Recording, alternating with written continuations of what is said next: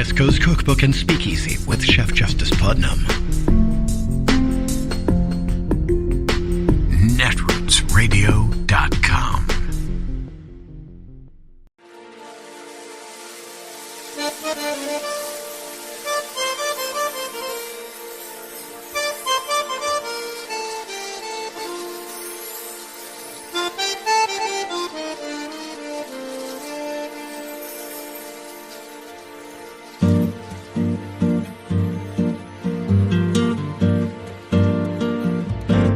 Je voudrais du soleil vert, des dentelles et des théières, des photos de bord de mer, dans mon jardin d'hiver.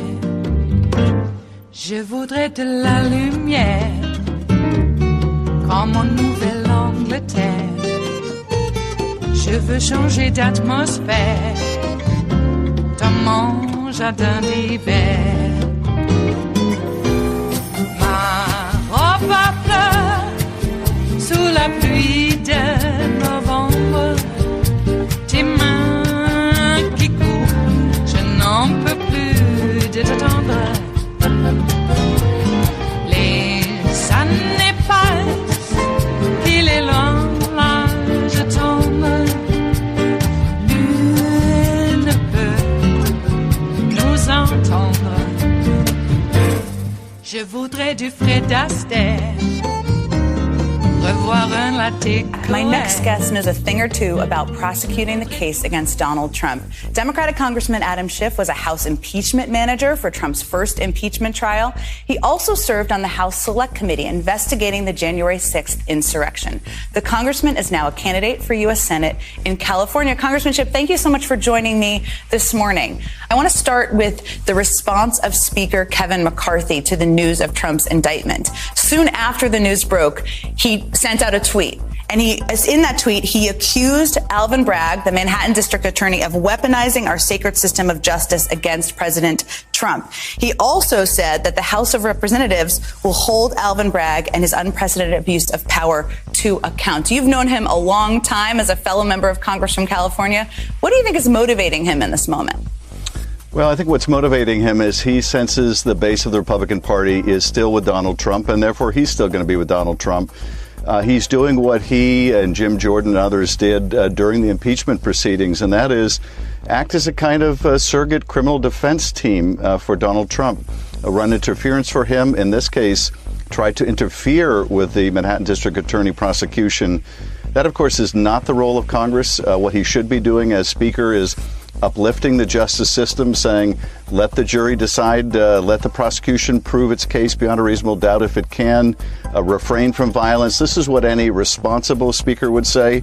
But you know, sadly, under Donald Trump, the Republican Party in Congress has become this kind of cult around his personality and shredding any devotion it once had to the rule of law. Now, Governor Ron DeSantis, another leading Republican, also used some similar language in calling the indictment the weaponization of the legal system. We saw that language over and over again in the responses of a number of Republicans. He also called Alvin Bragg a, quote, Soros-backed Manhattan prosecutor.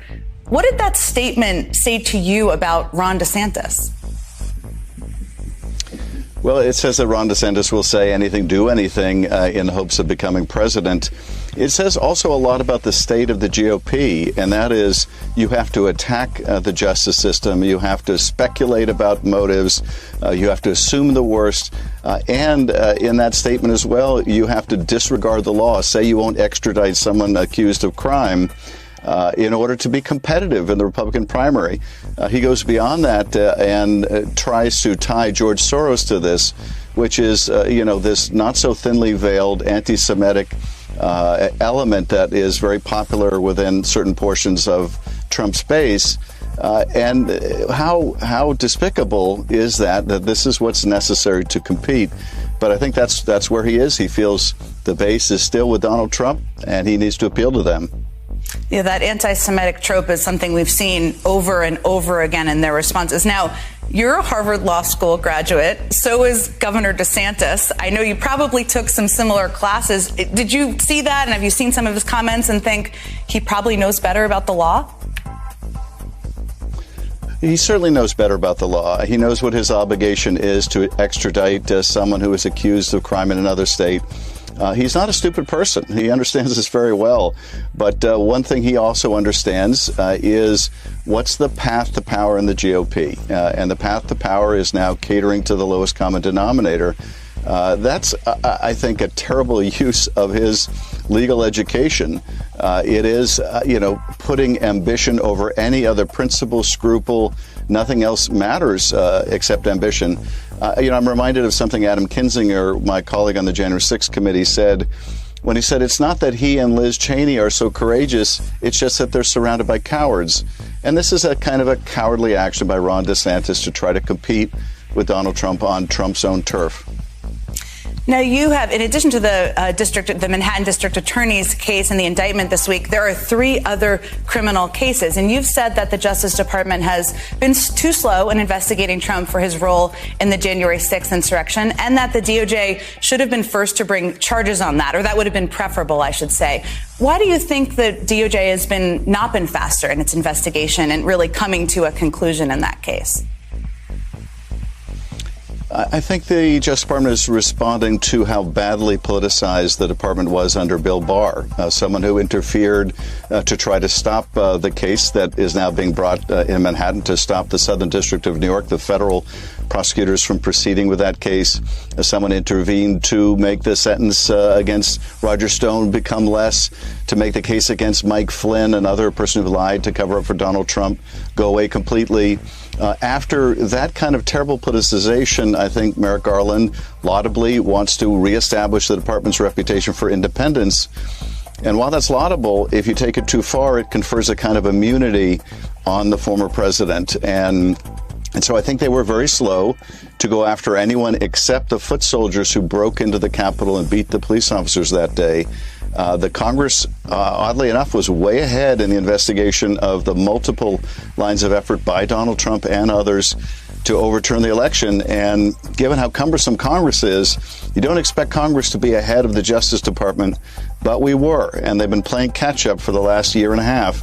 I think they're coming to, hopefully, to a conclusion one way or another.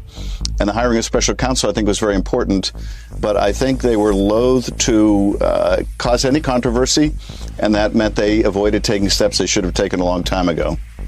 Now, they named that special counsel, Jack Smith, back in November. From what you've seen from your vantage point, and you do sure know a lot about all of the information that's out there on January 6th and Trump's role, do you think he's up to the job? And has you seen a difference in the speed since he was named to that role? I think we've seen a big difference. This is a new, I think, level of aggressiveness and urgency at the Justice Department. There were a great many witnesses who simply refused to testify before the January 6th committee. People like Mike Pence, people like Mark Meadows. They evidently felt they could tell the story to the public through their book, but they couldn't tell Congress, which was a tremendous disservice to the Congress and to the country. But now the special counsel is bringing them before the grand jury. He's litigating these false claims of privilege. He's winning in court. And this may be some of the most important testimony, because these are the people around Donald Trump who are best able to testify as to his intention, his culpability, what his mental state was, what he understood and when he understood it. So I think these are some of the most important grand jury sessions, and they typically take place with the most significant witnesses towards the end of an investigation. It is Monday, the 3rd of April of 2023, and you are in West Coast Cookbook and Speakeasy. I am your chef de cuisine, Justice Putnam. Gunner, the English Bulldog, is our snoozing sous chef, and our daily special is River City Hash Mondays. Hey, how are you? It's been a weekend, has it not? Yeah, and you know what we do on Mondays. That's why we put the hash together, because it's a repurposing of everything that we have from the weekend that was not completely consumed, and we make it into a lovely gourmet delight for you here on Mondays. Okay, well, tomorrow's going to be a big day, apparently. At least that's what we are being told. We could treat it just like any other arrest, and who would know about it? Huh? Well, I suppose it has some noteworthy aspects to it, considering that no other president of the United States, except for, I don't know, didn't Grant have to stand before some sort of tribunal? Was it a tribunal? It should have been. But yeah, so, you know, it's not unprecedented in some aspects. Heck, I think even a president got like a speeding ticket for, I don't know, speeding in a horse-drawn cart too fast up Pennsylvania Avenue. Pulled him right over. DC cop pulled him right over, gave him a ticket. I don't know who that was, but I remember reading about it.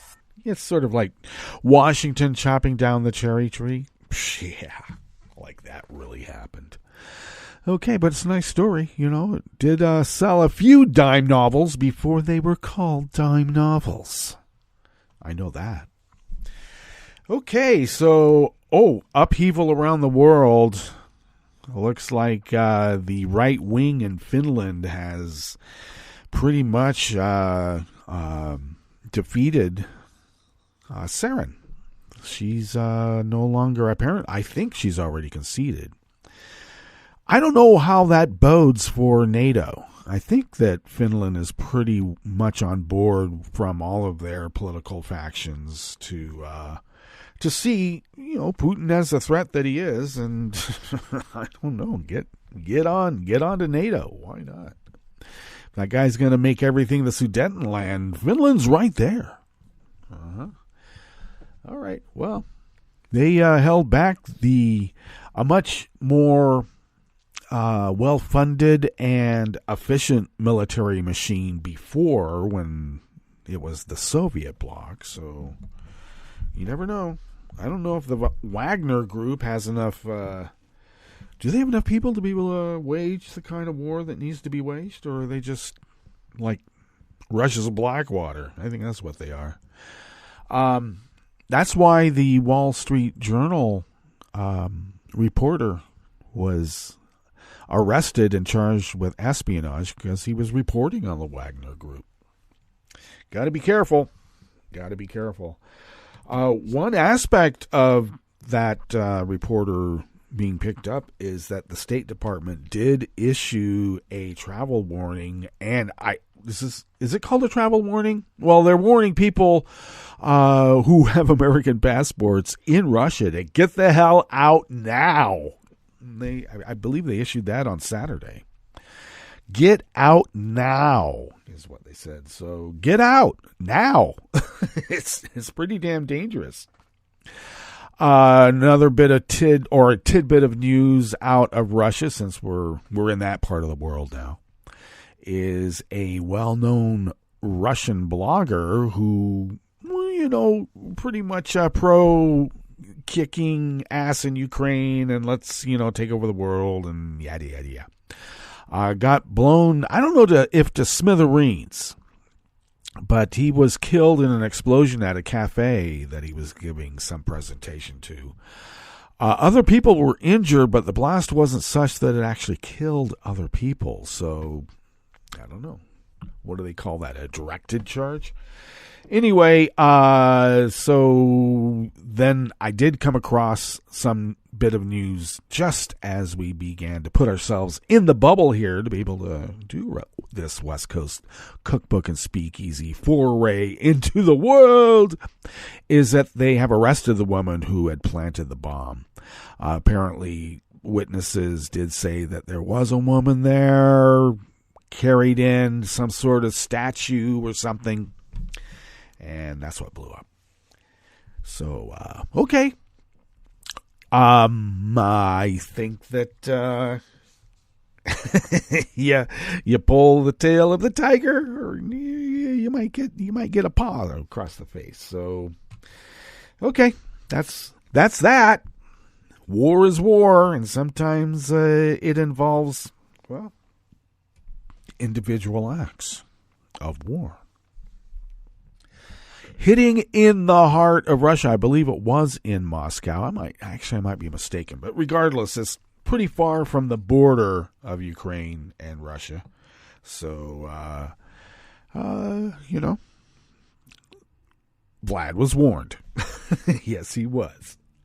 All right. So, did you hear anything about our vice president and what happened to her or with her travels in Africa? Not much, did you? Unless you follow Black Co's, and then you would, because she was feted as no other vice president of the United States has been feted before. People around the world loved Obama. They love Kamala. But you come here and you go, oh, they're just so divisive. They're so, they're boring. Oh, no, we don't want them. They're angry. What? Yeah. So, this Biden-Harris ticket, I think, is going to be quite a powerful onslaught against the onslaught that is arrayed against the United States as we speak. And as long as we still get to vote, because I'm wondering how long that's gonna be if we let you know who and you know what take over. Yeah. So I just wish that we would stop with this ignoring the accomplishments of our vice president and what she brings to the table and what a powerful woman and American citizen she is in her own right. I don't know what it is, It's sort of like the women's basketball final where you got some Larry Bird type young lady, doing all the Larry Bird types of histrionics and trash talking, right? And as soon as I got to tell you, a much better basketball player. Reese is quite a much better basketball player than Caitlin. Is that my opinion? I don't know. Watch him play.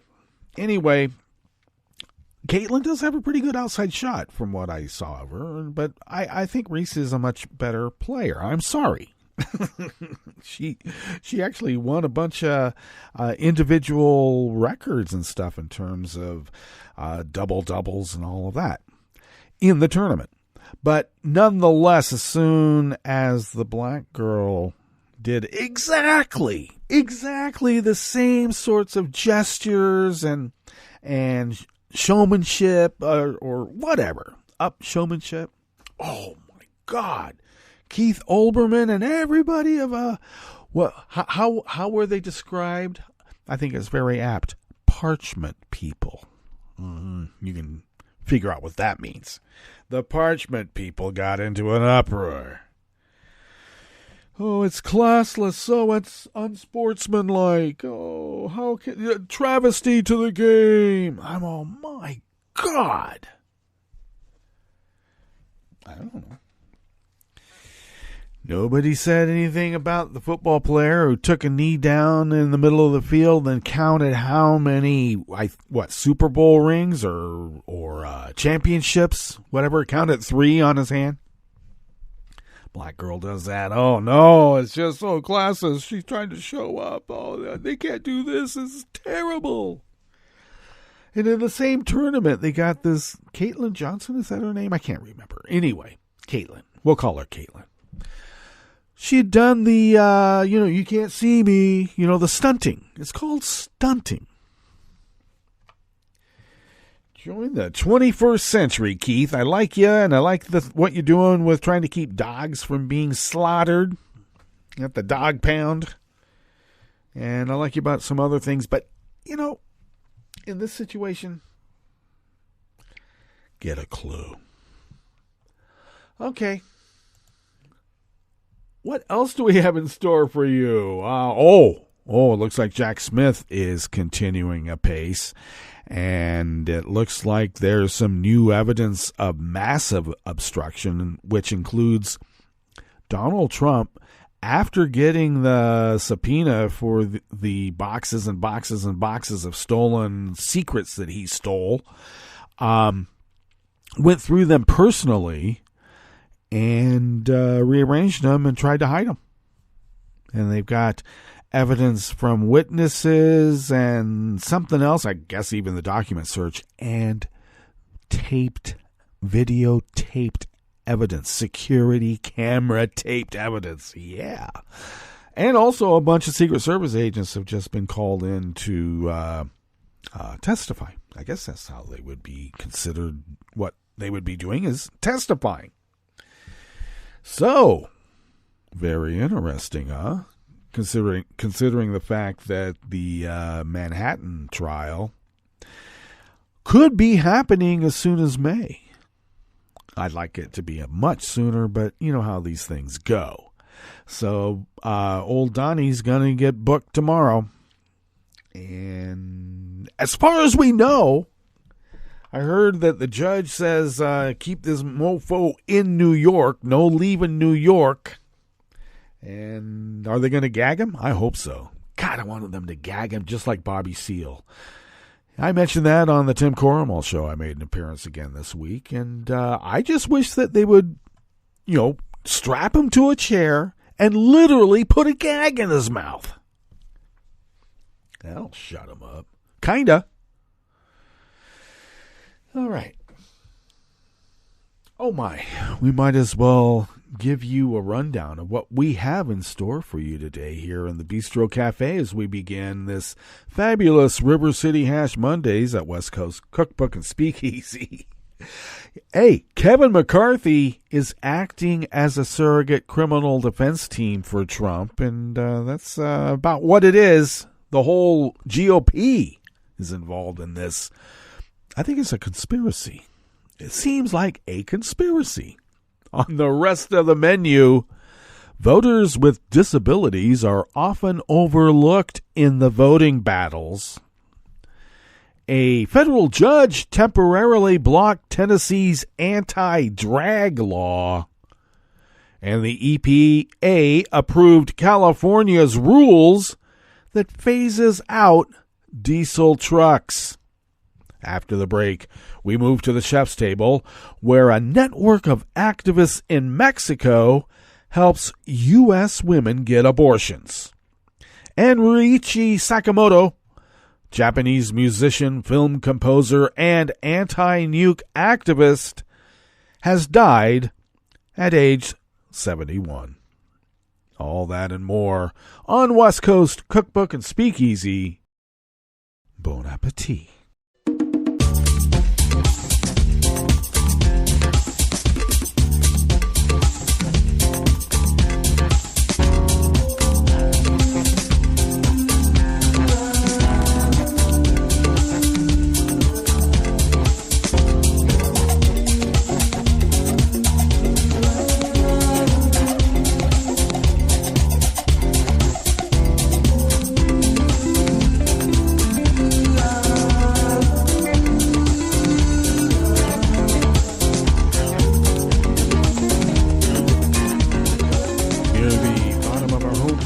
netrootsradio.com. To the right of the page is the chat room link, and the chat room is monitored by Kelly Lincoln. Thank you, Kelly. Across the page to the left from that chat room link is the link to our Patreon page, and if you could become a recurring Patreon of Netroots Radio, it really does help us pay our bills and all the other accrued costs that it takes to run this powerhouse of resistance, as we have been resisting powerfully for over a dozen years now.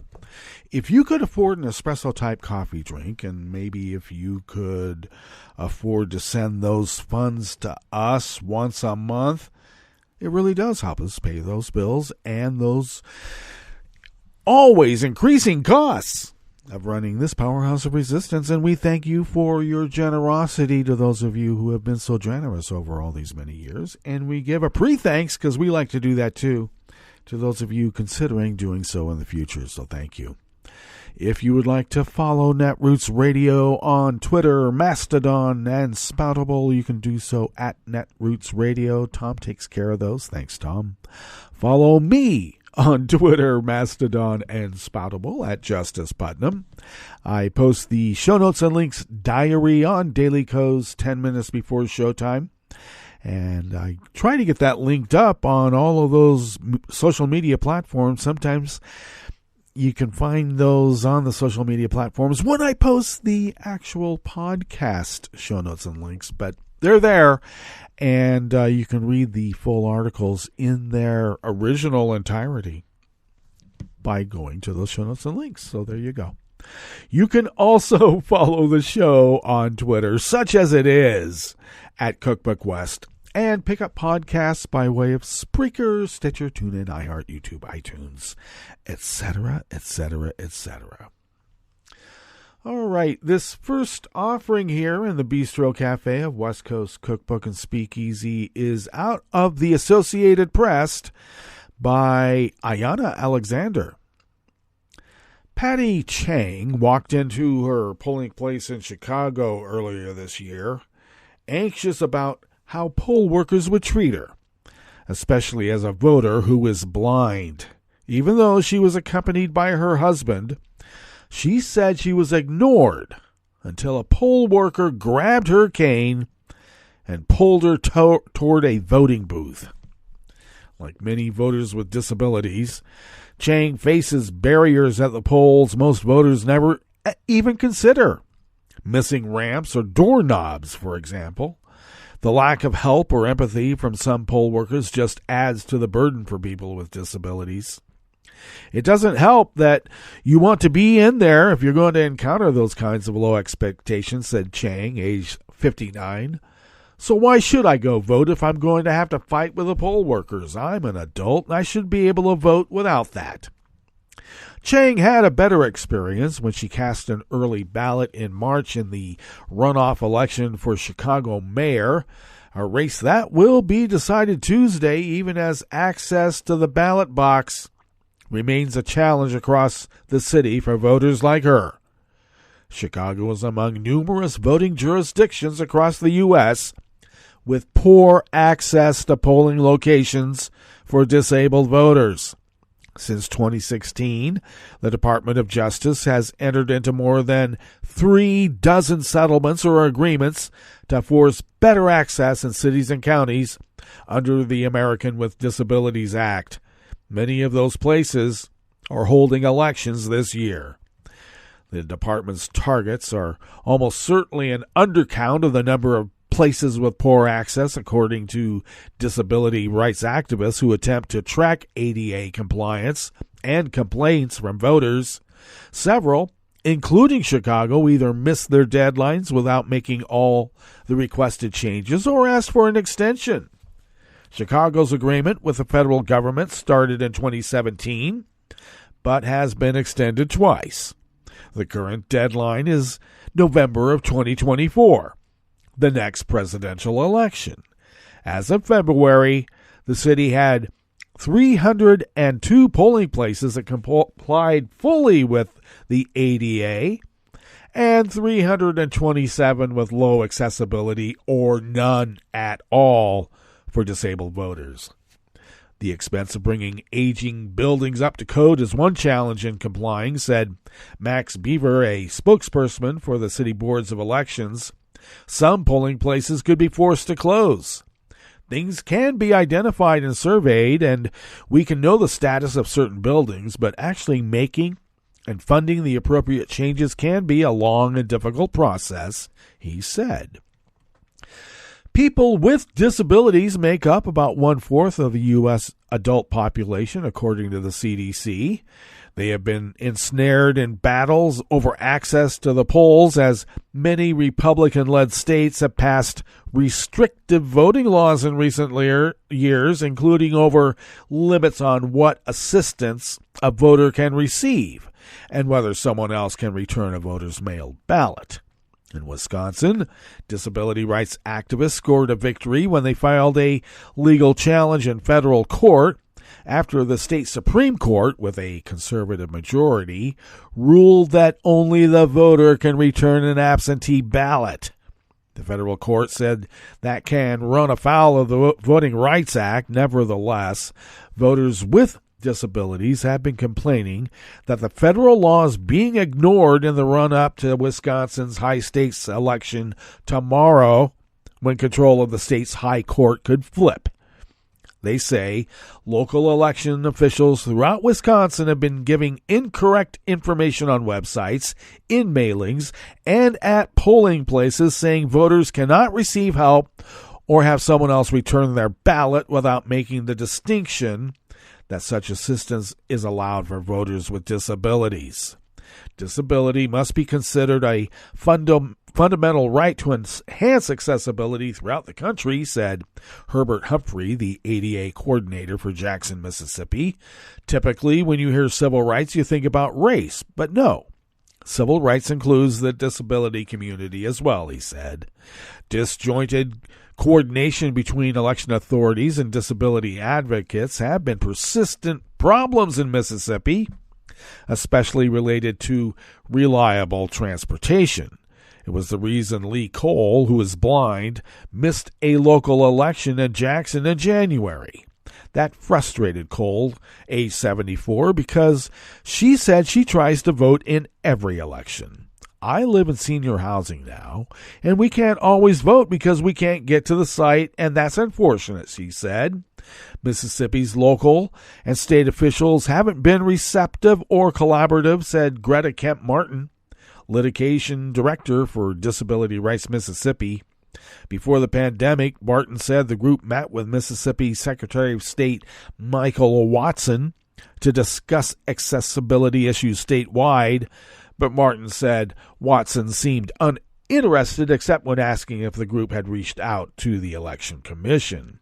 His attorneys were helpful, but we received no follow-up from them about the issues that we outlined, Martin said. Watson's office said in a statement that it has communicated its efforts to the organization to best assist voters with disabilities in Mississippi and welcomes further dialogue for future elections, just not this one, or maybe even the next.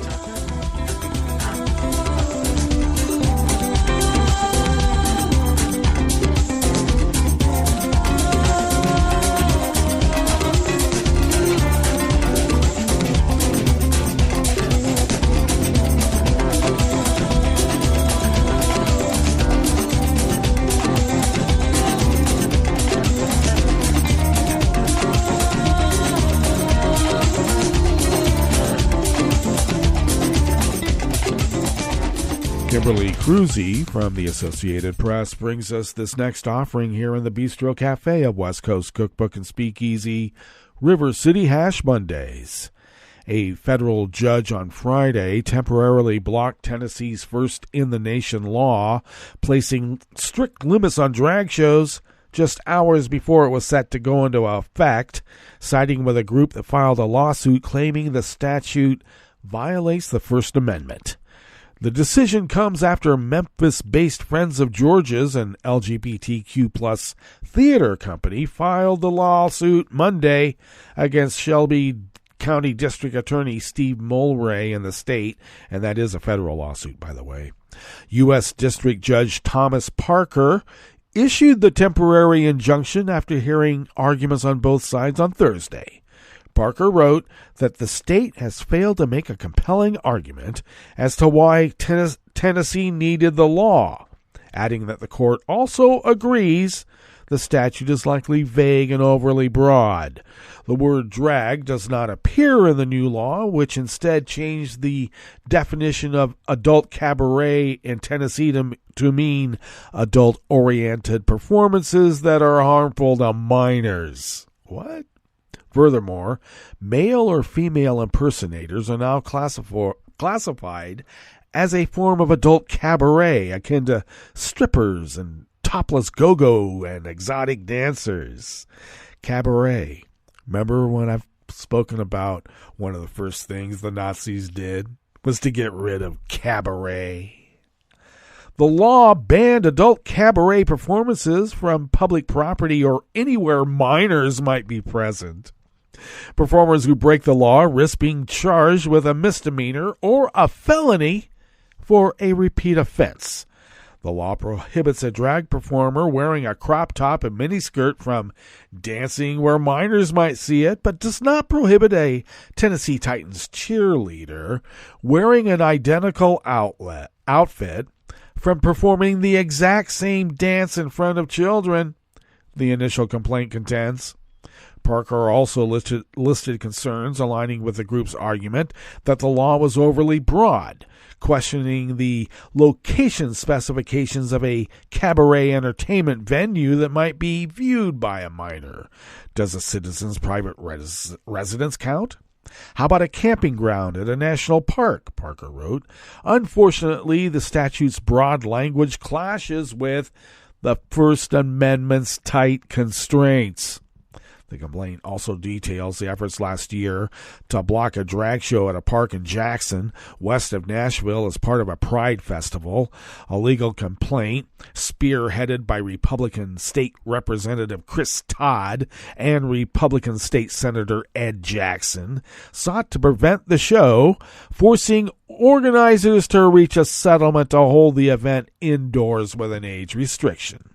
After abusing the state courts to violate the First Amendment rights of Jackson Pride, Representative Todd was asked to come up with legislation that would make this much more clear, that drag performances in front of children are a violation of Tennessee law, the complaint argues.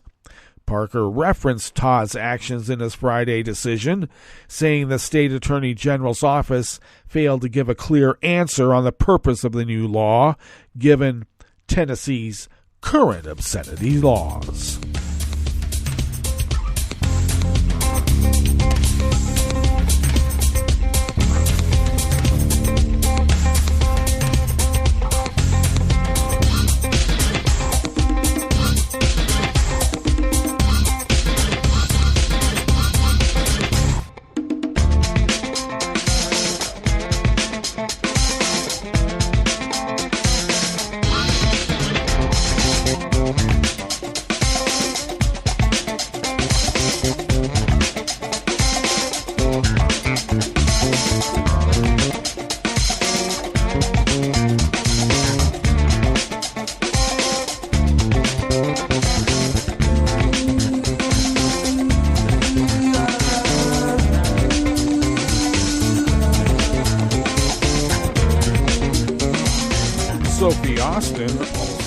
Associated Press brings us this final offering here in the Bistro Cafe part of West Coast Cookbook and Speakeasy.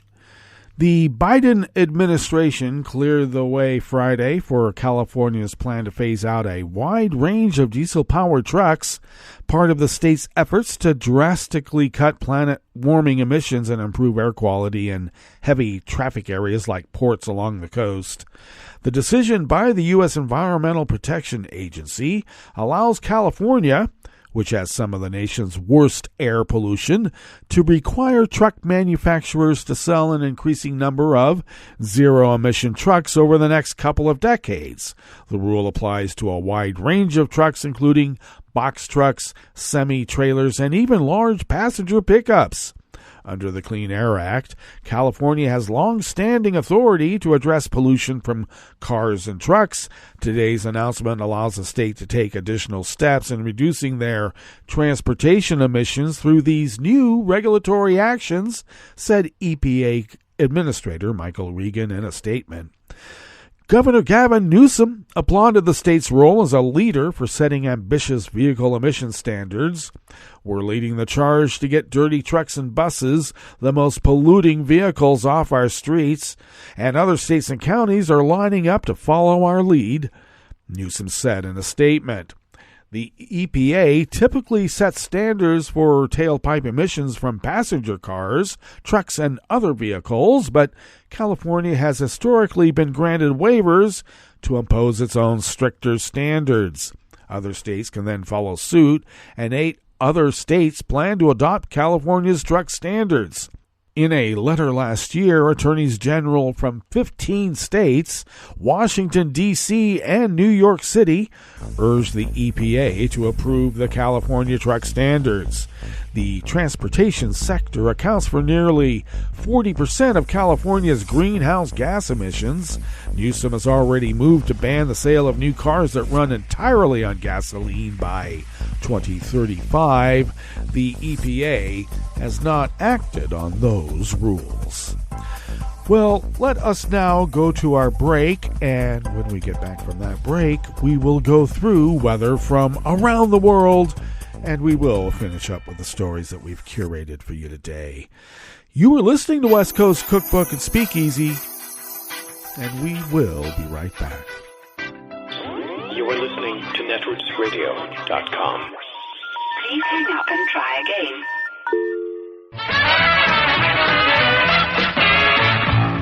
From a point at sea to the circles of your mind, a new force is at work for planetary transformation. New radio for a new Earth.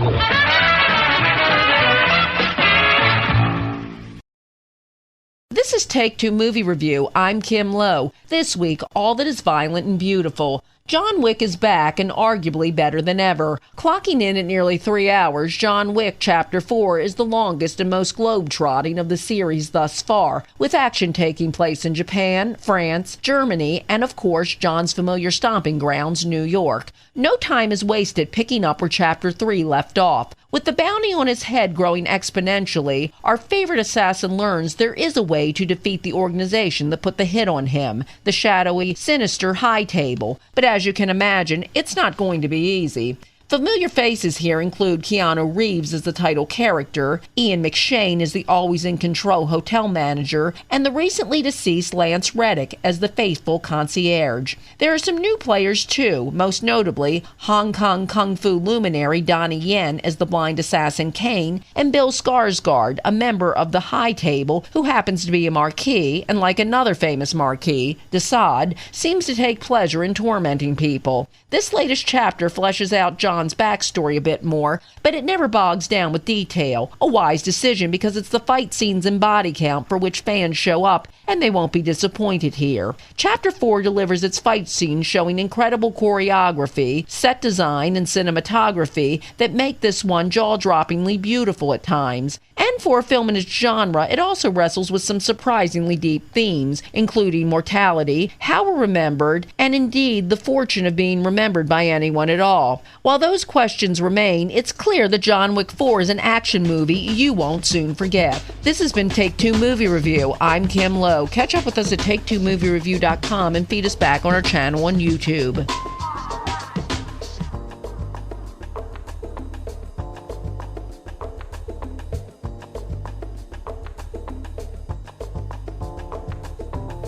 In 2012 in the United States, about 317,000 motor vehicle crashes involved a large truck. 26,000 truck drivers and their passengers were injured in these crashes, and about 700 died. Trucker safety requires an alert, buckled-up, experienced driver with a reliable vehicle and a strong employer safety program.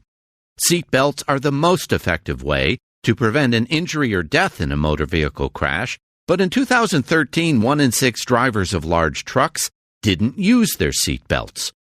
Employers can help truck drivers stay safe by committing to driver safety programs at the highest level of leadership, establishing and enforcing driver safety policies, including requiring everyone in the truck to buckle up, and addressing factors that contribute to crashes, such as drowsy and distracted driving.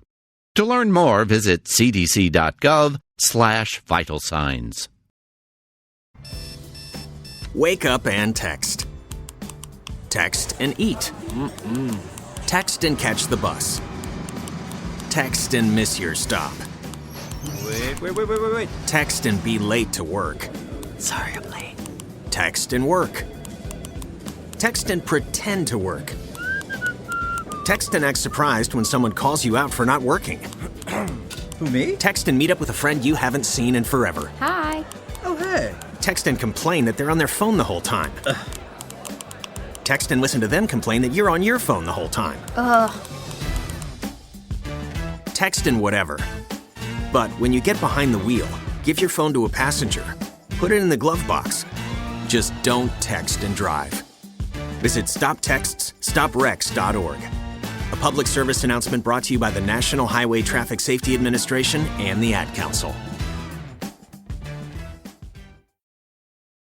Hi, I'm Tom Hartman, and since you're listening to netrootsradio.com, show your progressive side and go to the donate button on the bottom of the homepage. It's progressives like you who power Netroots Radio and keep the progressive message beaming everywhere 24 hours a day. Just go to our donate button at the bottom of netrootsradio.com.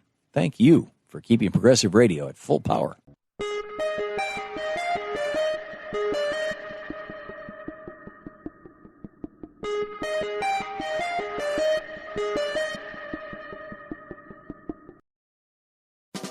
Welcome to 60 Second Civics, the daily podcast of the Center for Civic Education. I'm Mark Gage. We're joined by special guest Holly White, associate producer of Colonial Williamsburg Innovation Studios and a producer of the Ben Franklin's World podcast. Dr. White, how did women contribute to the American Revolution? Women played a critical role in every part of the American Revolution, from early protests through managing the aftermath of the war. Women contributed as political actors. They wrote poems, books, plays, and newspaper editorials, which supported the revolutionary cause. Women participated in boycotts and handmade many of the goods that colonists refused to import from Britain. If husbands, brothers, or fathers were away during the war, women stepped up to run the family farms, shops, trades, and businesses these men left behind. Other women chose to follow their husbands to war and acted as much-needed cooks, laundresses, and nurses. These camp followers, as they were known, provided the labor for tasks that were essential to keeping the army up and running. And finally, women were soldiers and spies. Some women, like Deborah Sampson, disguised themselves as men and served in the Continental Army. Sampson was even recognized for her service and received a military pension after the war. In truth, the revolution could not have succeeded without the support and contributions of American women. Thank you so much, Dr. White. That's all for today's podcast, 60 Second Civics, where civic education only takes a minute.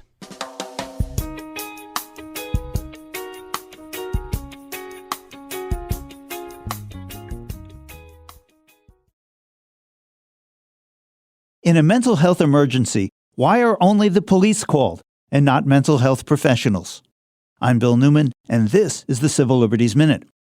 Recently, when 31-year-old Najee Seabrooks of Paterson, New Jersey, locked himself in a bathroom and was threatening to harm himself, claiming he had 3 knives and a gun, the police were called.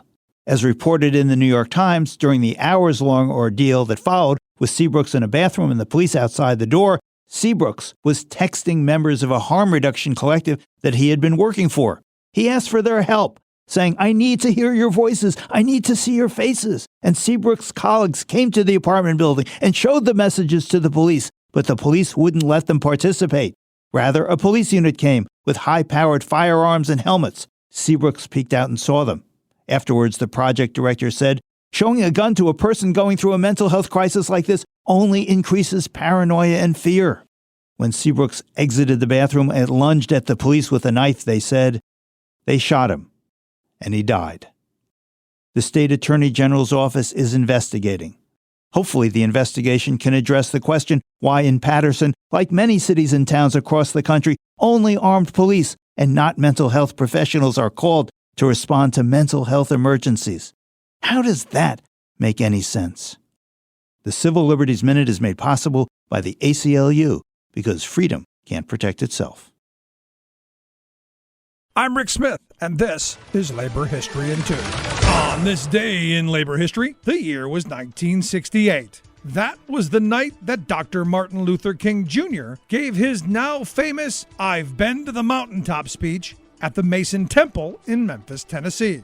He was speaking in support of striking sanitation workers who were members of AFSCME Local 1733. During his speech, he said, "Well, I don't know what will happen now. We've got some difficult days ahead, but it doesn't really matter with me now because I've been to the mountaintop, and I don't mind. Like anybody, I would like to live a long life. Longevity has its place, but I'm not concerned about that now. I just want to do God's will. And He's allowed me to go up to the mountaintop, and I've looked over, and I've been to the promised land. I may not get there with you, but I want you to know tonight that we, as a people, will get to the promised land. The next day, Dr. King was murdered by an assassin's bullet at the Lorraine Motel. In 2015, AFSCME President Lee Saunders wrote about the importance of remembering Dr. King's legacy to today's labor movement. Let's honor Dr. King by taking a page out of his playbook. Let's give workers the power to reshape our struggling economy and improve the lives of all Americans by negotiating better wages and benefits. Yes, unions are still the answer, the path to the middle class, for every American and not just African Americans. We follow Dr. King's path. We pursue his dream by organizing. It is the way forward for our union and the nation. Labor History in 2 brought to you by the Illinois Labor History Society and The Rick Smith Show. For more information, go to laborhistoryin2.com, like us on Facebook, and follow us on the Twitters at Labor History in 2.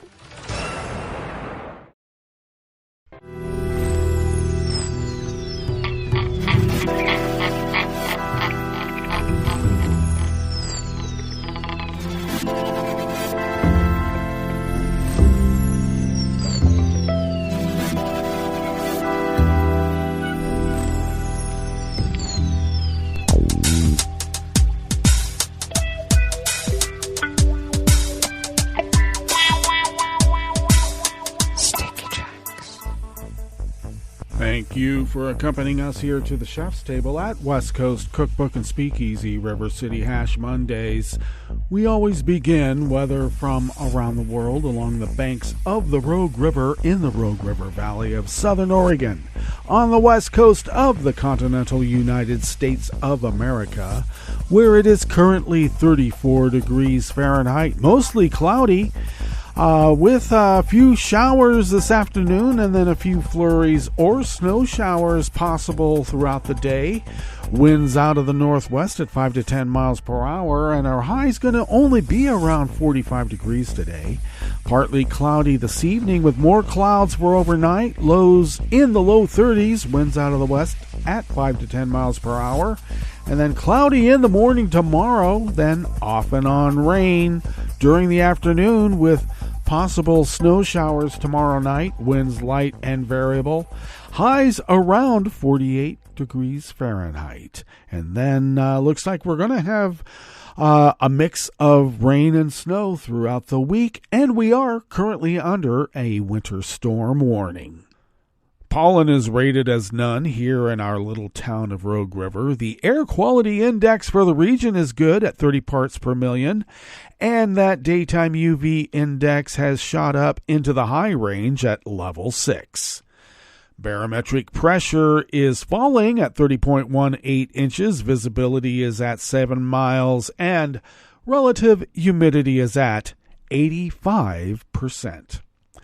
Weather from around the world is brought to you by a crowd of crowdsourced weather stations that a crowd crowdsources from around the world.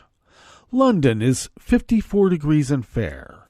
Paris is 54 degrees and sunny. Rome is 68 and sunny. Kyiv is 42 degrees with light rain. Kabul is 45 and mostly cloudy. Hong Kong is 71 and partly cloudy. Tokyo is 51 and clear. Sydney, Australia is 64 and partly cloudy. San Francisco, California is 46 degrees and sunny with also a small craft advisory on the bay and offshore. And New York is 50 degrees Fahrenheit, sunny with also a small craft advisory and an advisory for possible congestion in downtown Manhattan. And that is weather from around the world, brought to you by a crowd of crowdsourced weather stations that a crowd crowdsources from around the world.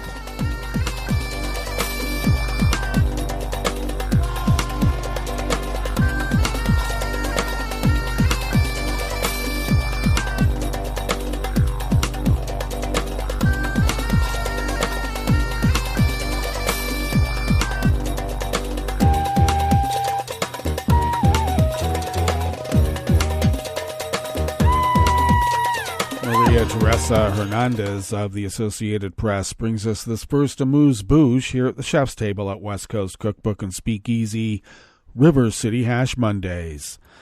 Marcela Castro's office in Chihuahua is more than 100 miles from the U.S.-Mexico border, yet the distance does not prevent her from assisting women in the United States in circumventing recently imposed bans on abortion.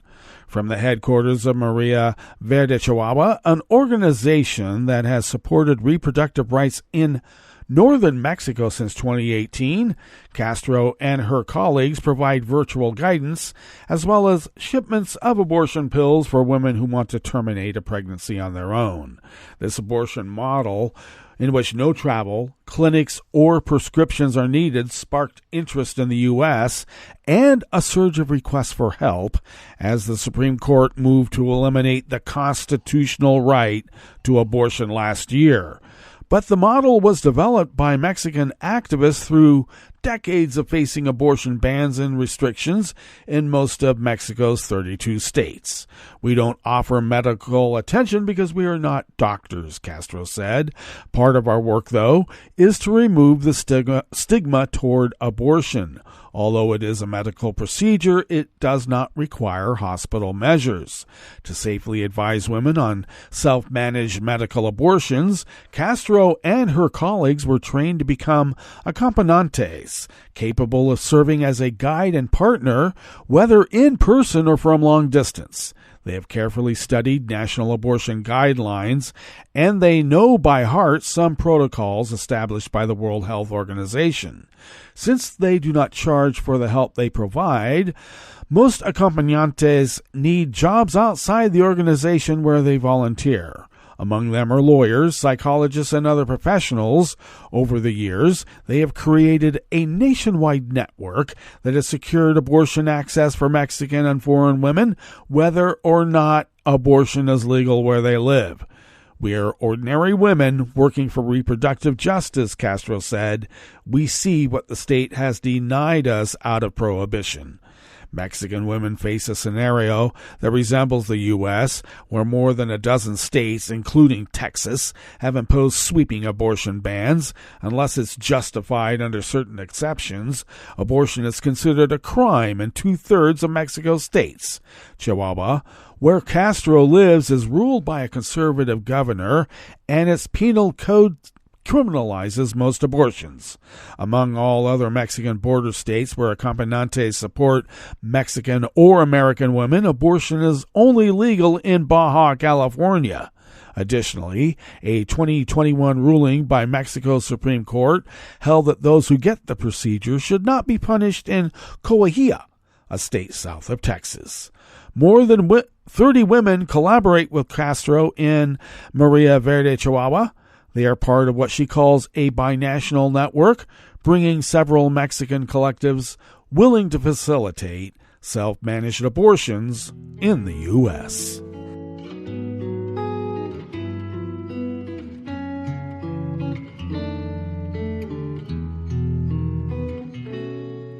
Je te donne ce mon amour pour la vie entière. La promesse de me trouver à tes genoux. Aussitôt que tu m'appelles, rester toujours fidèle. C'est tout, c'est tout. Je te donne tous mes printemps, mes étés de mer, mes automnes quand les feuilles tombent partout. Si ce n'est pas une bonne affaire, je te donne tous mes hivers. Yuri Kagayama and Mari Yamaguchi of the Associated Press brings us this final amuse-bouche here at the chef's table at West Coast Cookbook and Speakeasy. Ryuichi Sakamoto, a world-renowned Japanese musician and actor who composed for Hollywood hits such as The Last Emperor and The Revenant, has died. He was age 71. Japan's recording company Avex said in a statement yesterday Sunday that Sakamoto died on March 28 while undergoing treatment for cancer. He was first diagnosed with throat cancer in 2014. In 2022, he revealed that he had terminal cancer a year after he disclosed suffering from rectal cancer. Despite his battle with cancer, Sakamoto released a full-length album, 12, on his 71st birthday in January, stating that composing had a small healing effect on my damaged body and soul, according to an official statement released with the latest album. He was a world-class musician, winning an Oscar and Grammy for the 1987 movie The Last Emperor. Sakamoto was also an actor, starring in the BAFTA-winning 1983 film Merry Christmas, Mr. Lawrence. He was mostly based in New York in recent years, though he regularly visited Japan. Born in Tokyo in 1952, Sakamoto started studying music at age 10 and was influenced by Debussy and the Beatles.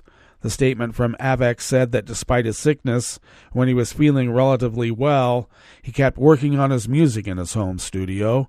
To his final days, he lived with music. Sakamoto also left his mark as a pacifist and environmental activist. He spoke out against nuclear power following the March 2011 Fukushima nuclear plant meltdowns caused by an earthquake and tsunami. Well, that brings us to the end of our broadcast period for the day, but you do know Netroots Radio broadcasts on, and we will meet up here tomorrow for Terrytown Chowder Tuesdays. So do stay tuned to Netroots Radio all day and all night for all the breaking news as it breaks, and we will meet up here tomorrow, right here in West Coast Cookbook and Speakeasy. Bon appetit.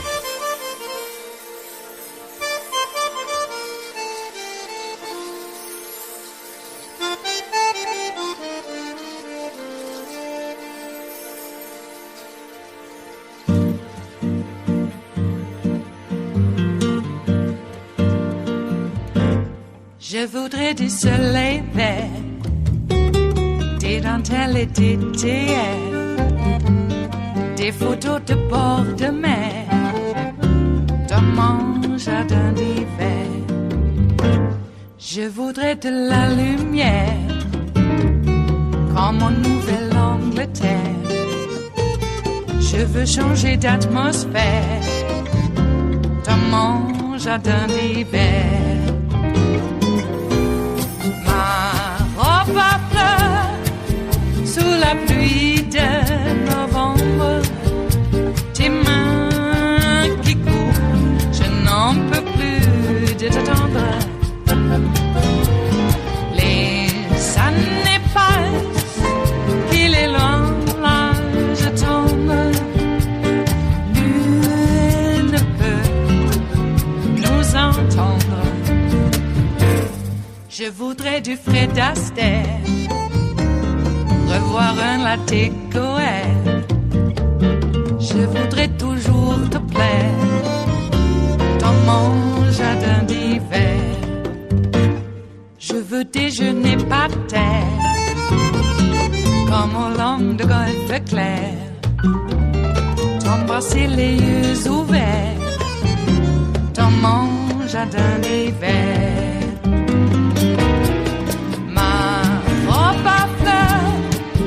Sous la pluie de novembre, tes mains qui courent, je n'en peux plus de t'attendre. Les années passent, il est loin, là je tombe. Nul ne peut nous entendre. Ba-da-da-dum-di-da-dum. Ba-da-da-dum-di-da-dum. Ba-da-da-dum-di-da-dum. Dans mon jardin d'hiver. Ba-da-da-dum-di-da-dum. Ba-da-da-dum-di-da-dum. Ba-da-da-dum-di-da-dum. Dans mon jardin d'hiver. Dans mon jardin d'hiver. Dans mon jardin d'hiver.